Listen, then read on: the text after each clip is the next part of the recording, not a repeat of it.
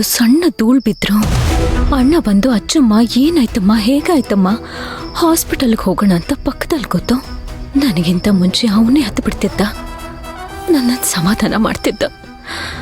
ಆದ್ರೆ ಇವತ್ತು ಇಷ್ಟು ಒತ್ತಾಡ್ತಾ ಇದ್ದೀನಿ, ಏನು ರಿಯಾಕ್ಷನ್ ಕೊಡ್ದೆ.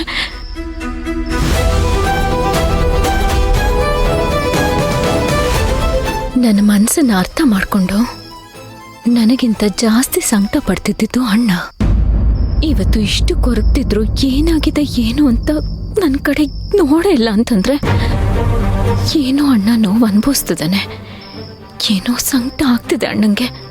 ನಾನು ಯಾರು ಅನ್ನೋ ಸತ್ಯ ನನಗೆ ಗೊತ್ತು, ಆದ್ರೆ ನಾನು ಯಾರು ಅನ್ನೋ ಸತ್ಯ ಅಣ್ಣಂಗೆ ಗೊತ್ತಿಲ್ಲ. ನಾನೇನೋ ನೋವು ಅನುಭವಿಸ್ತಿದ್ದೀನಿ, ಅದಕ್ಕೊಂದು ನ್ಯಾಯ ಇದೆ. ಆದ್ರೆ ಅಣ್ಣ ಯಾಕೆ ನೋವು ಅನುಭವಿಸ್ಬೇಕು?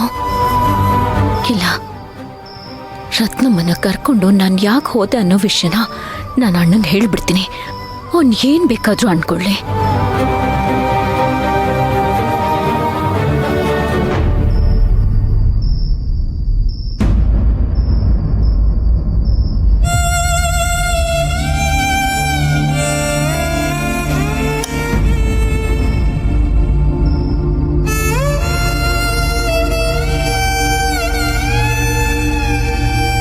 ಅಣ್ಣ, ನೀನಿನ್ನೂ ನಿದ್ದೆ ಮಾಡಿಲ್ವಾ? ನಿದ್ದೆ ಬರ್ಲಿಲ್ವಾ ನಿಂಗೆ? ನನಗೆ ನಿದ್ದೆ ಬರ್ಲಿಲ್ವಾ ಕಂದ? ಇಲ್ಲ ಅಣ್ಣ, ನನಗ್ ನಿದ್ದೆ ಬರ್ತಿಲ್ಲ. ನಾನು ನಿನ್ನ ಹತ್ರ ಸುಳ್ಳು ಹೇಳ್ಬಿಟ್ನಲ್ಲ.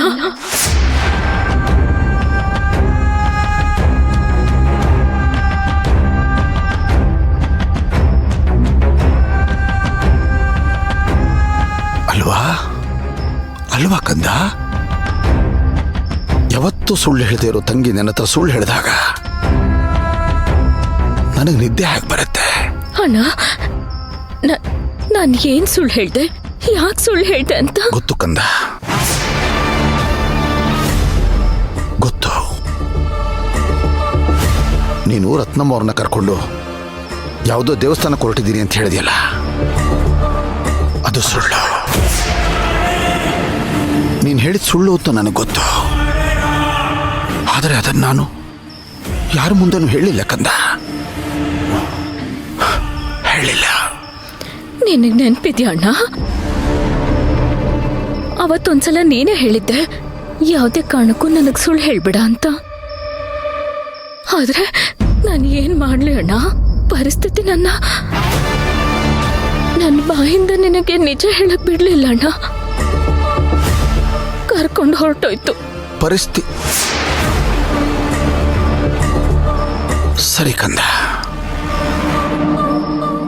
ಒಂದು ನಿಜ ಹೇಳು, ನೀನ್ ಯಾರಿಗೆ ಹುಡುಕೊಂಡೋದೆ?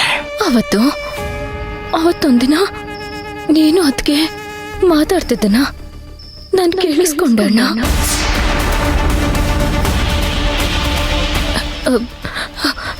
ನಂತರನೇ ಯಾರೋ ಒಬ್ಳು ಇದ್ದಾಳಲ್ಲ, ಅವಳು ಶಾಂತಿ ನಿವಾಸದ ಸೊಸೆ ಆಗಿರ್ಬೋದೇನೋ ಅಂತ ನೀವಿಬ್ರು ಮಾತಾಡ್ತಿದ್ರಲ್ಲಣ್ಣ. ಅದನ್ನ ನಾನು ಕೇಳಿಸ್ಕೊಂಡೆ ಅಣ್ಣ. ಯಾವುದೇ ಕಾರಣಕ್ಕೂ ನನ್ನ ಶಾಂತಿ ನಿವಾಸಕ್ಕೆ ವಾಪಸ್ ಕಳಿಸ್ಬಾರ್ದು ಅಂತ ಅನ್ಕೊಂಡೆ. ಅದನ್ನು ಕೇಳಿಸ್ಕೊಂಡ್ಬಿಟ್ಟೆ ಅಣ್ಣ.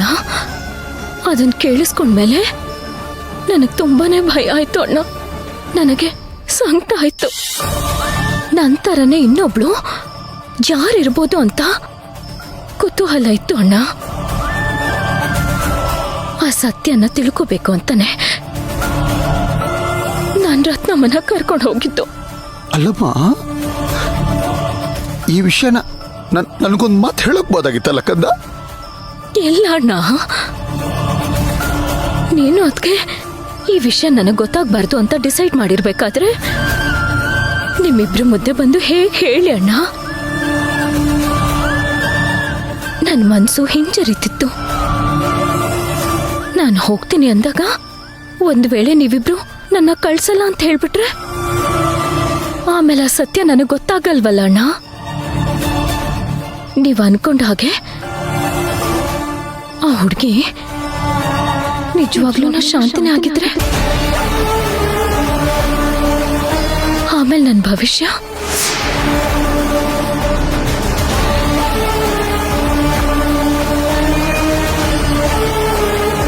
ಅದೇನು ಹೇಗೆ ಅಂತ ನಾನು ನೋಡ್ಬೇಕಿತ್ತಣ್ಣ. ಅಮ್ಮ,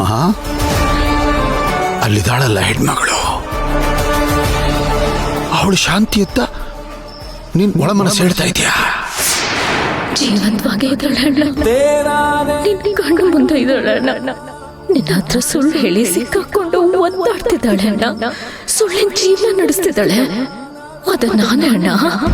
ಅದಕ್ಕೆ ಅವಳನ್ನ ನೋಡ್ಕೊಂಬರೋಣ ಅಂತ ಅಷ್ಟು ದೂರ ಹೋಗ್ಬಿಟ್ಟಿದ್ಯಾ ಕಂದ ನೀನು?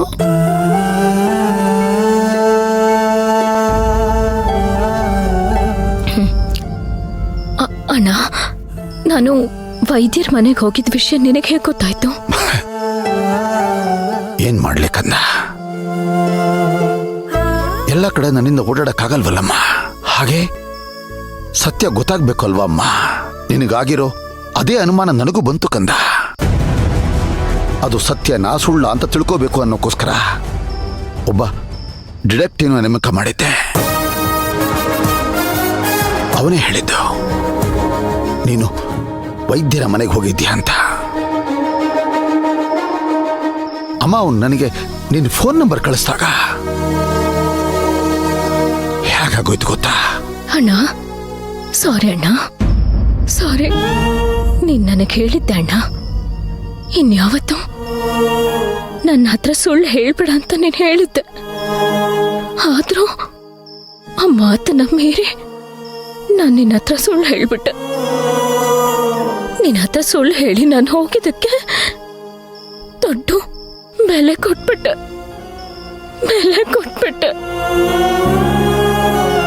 ಬೆಲೆ ಕಟ್ಟಕ್ಕಾಗದೆ ಇರೋಂಥದ್ದನ್ನೇ ನಾನು ಕಳ್ಕೊಂಡ್ಬಿಟ್ಟೆ. ಅಣ್ಣ, ಅದೇನೋ ನನಗೆ ಗೊತ್ತಿಲ್ಲ, ರತ್ನಮ್ಮ ಅಂದ್ರೆ ನನಗೆ ಅಷ್ಟಿಷ್ಟ. ಇವತ್ತಿನ ತನಕ ಅವ್ರು ನನಗೆ ಬೇರೆಯವರು ಅಂತ ಅನ್ಸಿಲ್ಲ ಅಣ್ಣ. ನನ್ನ ಮನ್ಸಲ್ಲಿ ನನಗೆ ಗೊತ್ತಿಲ್ಲದೆ ಇರೋ ಹಾಗೆ ನಾನು ಅವ್ರಿಗೆ ತಾಯಿ ಸ್ಥಾನ ಕೊಟ್ಟಿದ್ದೆ.